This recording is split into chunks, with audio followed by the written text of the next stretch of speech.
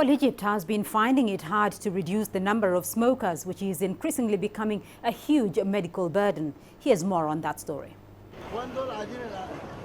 While the number of smokers has been going down in many regions around the world, it has actually increased in Egypt. 2016 saw a 10% rise in smokers than the year before. عدد السجاير المستهلكة. The number of cigarettes consumed annually in Egypt is 84 billion cigarettes. The number of deaths from smoking has reached 170,000 every year, and the government spends 3.4 billion Egyptian pounds on curing Egyptians from the health effects of smoking. عدد ما يكلف. Egypt is one of the top 10 countries in smoking in the world. The devaluation of the pound, increase in taxes, and the introduction of the VAT have more than doubled cigarette prices in the last 2 years. Though many Egyptians complain of the price hikes, the number of smokers didn't drop. The effect is minimal. Some people stopped for a day and then started buying cigarettes again. Nothing really changed. The government is forbidding smoking in several buildings, such as the airport, but some experts say it's not enough. The state should prohibit smoking in closed areas to protect non-smokers and keep a healthy environment for the population. They should be more strict in forbidding smoking.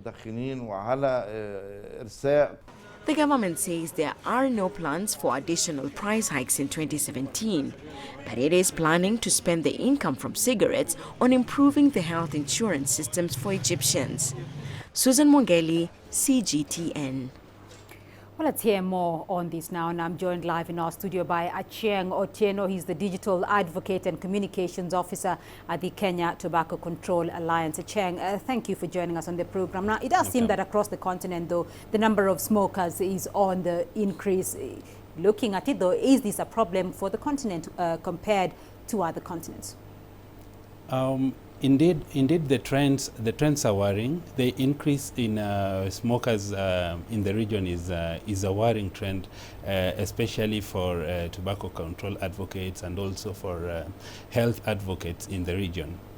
Like you would, according to the Lancet survey that was conducted in 2015, they had indicated that the tobacco smokers in Kenya, or smokers in Kenya, was about 14% compared to, which appears slightly lower from compared to what happens in other regions in the world. But the same report also indicates that in countries like Mozambique, where they experienced in 2015 around 220% increase of smokers in the region, which is indeed a worrying trend. In Kenya, for instance, we have about 2.5 million smokers, according to the GATS reports that were released in 2014.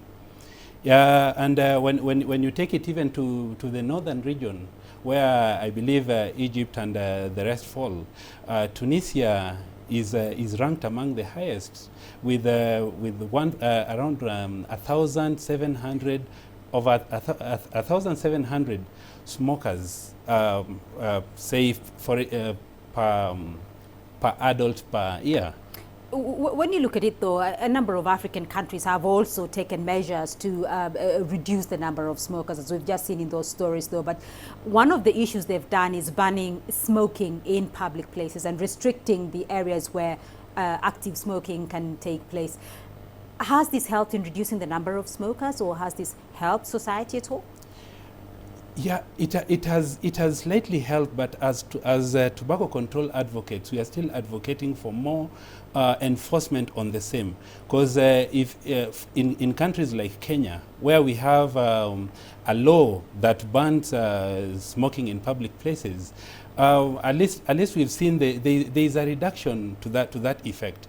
When you even look at countries like Nigeria, which has very strong laws that ban smoking in public places, you see the comparing the numbers in Nigeria, you find the numbers are lower as compared to other countries that don't have similar laws. So as tobacco control advocates, we are advocating for more stringent measure to ban smoking in public places, because this one is exposing the bigger population into to second-hand smoke, which is even more hazardous even than even to the primary smoker himself. In terms of the sensitization, including anti-tobacco or anti-smoking laws that are in place, in terms of sensitization of the public, what efforts are there, and do you really still consider smoking a major problem on the continent?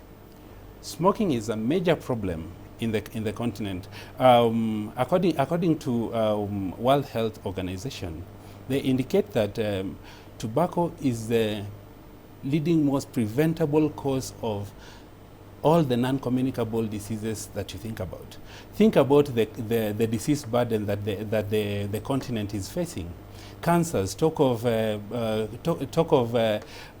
heart failures, talk of stroke, talk of all these kind of non-communicable diseases. It's a real problem, and it's something that needs to be